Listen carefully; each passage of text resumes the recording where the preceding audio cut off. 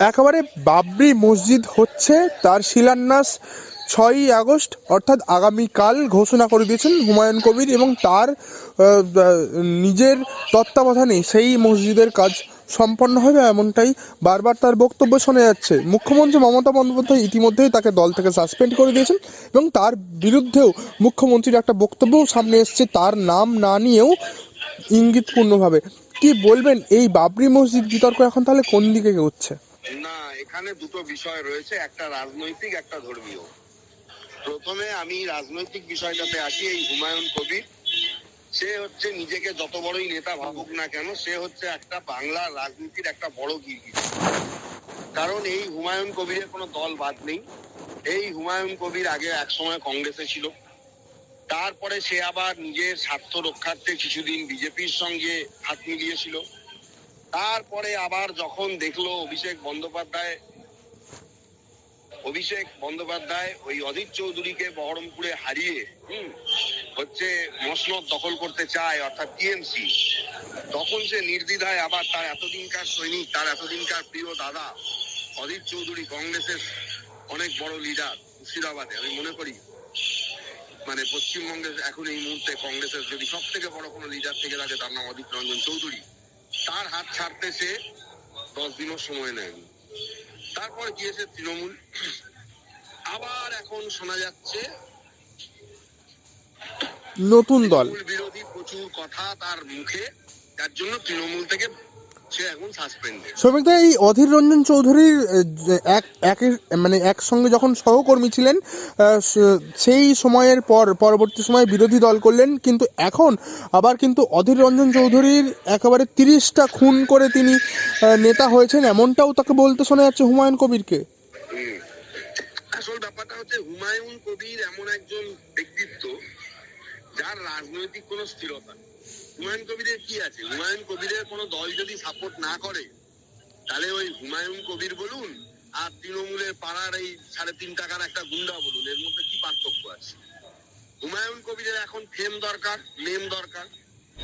এই হুমায়ুন কবির ছিল বলে আমি বলবো মুর্শিদাবাদে অধীর চৌধুরী 3.5 লাখ 4 লাখ ভোট, এর আগের লোকসভা ভোটে 96,000-এ নেমেছিল, এবং তারপরে লাস্টবার ইরফান পাঠানের কাছে অধীর চৌধুরী হেরে যায়। তখন এই হুমায়ুন কবিরের স্ট্র্যাটেজি তো, কিন্তু ইউসুফ পাঠানের কাছে। কিন্তু এই হুমায়ুন কবির তার নিজের মসনদ না পাওয়ার জন্য, বা হয়তো তৃণমূলের সঙ্গে তার কোনো মতবিরোধ থাকার জন্য, তাই সে তৃণমূলের বিরুদ্ধাচারণ করে উল্টাপাল্টা কথা বলে তাকে বহুবার কষান দিয়েছে। আবার এই হুমায়ুন কবিরই মিঠুন চক্রবর্তীকে নিয়ে আজে বাজে কথা বলেছিল, তাকে কেটে কোথায় কি ভাসিয়ে দেবে। একদম তাই, 70-30-এর তত্ত্ব, 70% 30%-এর তত্ত্ব, হুমকি হুঁশিয়ারির বক্তব্যও শোনা গিয়েছিল হুমায়ুন কবিরকে, এবং পরবর্তী সময়ে এই এখন দলত্যাগ বা সদ্য সাসপেন্ড হওয়া হুমায়ুন কবির, তিনি বলছেন যে মুখ্যমন্ত্রীর কথাতেই নাকি এই বক্তব্য তিনি রেখেছিলেন। এই হুমায়ুন কবিরই 3 মাস আগে তৃণমূলের কাছ থেকে বিরোধিতা পেয়ে বলেছিল আবার পুরনো দাদা ডাকলে চলে যাব, দাদা মানে অধীর দা। বর্তমানে সেলিমের সাথে কথা হচ্ছে। চমকপ্রদ নয়, তার একটা রঙিন রাজনৈতিক জীবন রয়েছে, যে রাজনৈতিক জীবনটা এটা বলতে পারা যায় যে কিছু লোকের কাছে অ্যাগ্রেসিভ মনে হলেও আমার মনে হয় যারা ঘন ঘন দল বদল করে তাদের কাছে কোনো দলই স্থিরতা প্রদান করতে পারে না। এবং এখন হুমায়ুন কবিরের মুখে শোনা যাচ্ছে সে নাকি নতুন দল করবে, আবার সেই দল নাকি নিরপেক্ষ, ধর্ম নিরপেক্ষ দল হবে। এইদিকে সেই হুমায়ুন কবিরকে 70-30, সেটা যদি উনি করেও থাকে, এখন হুমায়ুন কবির তার কোনো সেরকম রাজনৈতিক আর জায়গাটা ছিল না, সেই জন্য তিনি এখন একটা বড় ইস্যু আঁকড়ে ধরলেন, একটা নাম তিনি নিয়ে নিলেন যে তিনি বাবরি মসজিদ করতে চান।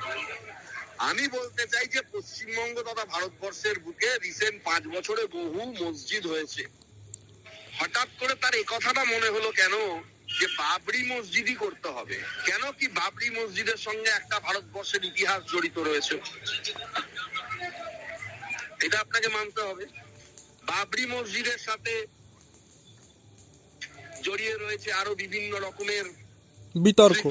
বিতর্ক, এটাও আপনাকে মানতে হবে।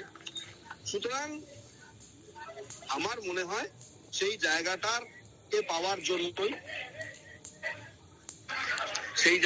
পাওয়ার জন্যই হচ্ছে হুমায়ুন কবির এই নামটা নিয়েছেন। আমার মনে হয় এর মধ্যে আর নতুন কোনো বিষয় নয়। কিন্তু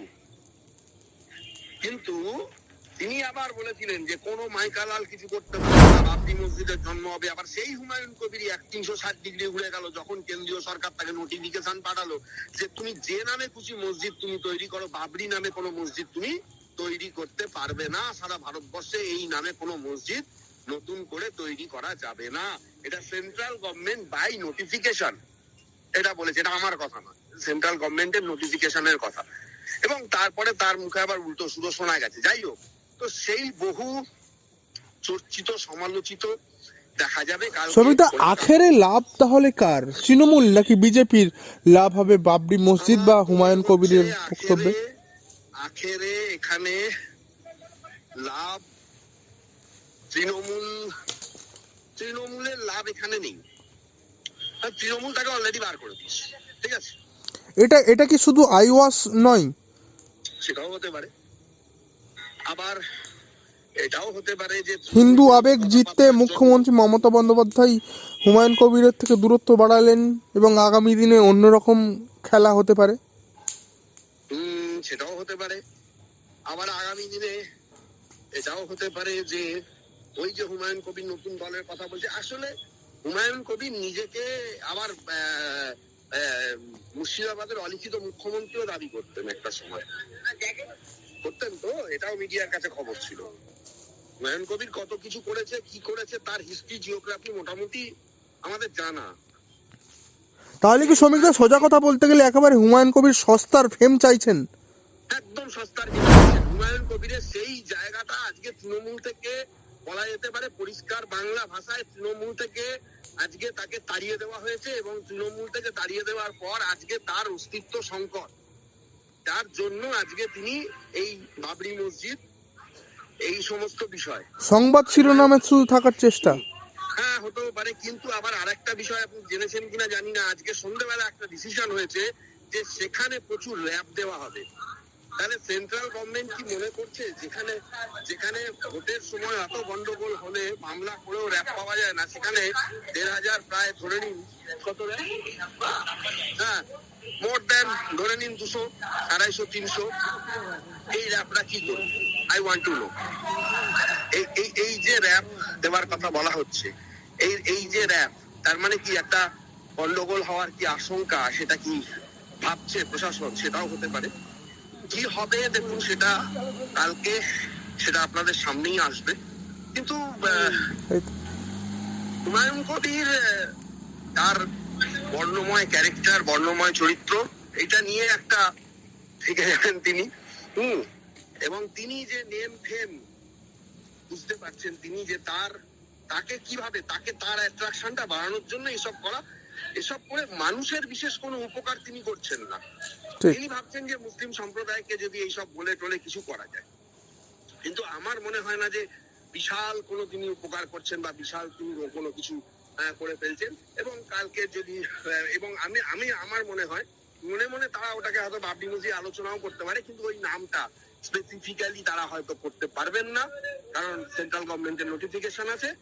সেক্ষেত্রে তার এই ইস্যুটা দিয়ে যে নিজেকে বিশাল প্রচার করার ব্যাপারটা, সেটাও অনেকটা মুখ থুবড়ে পড়ার আশঙ্কা রয়েছে।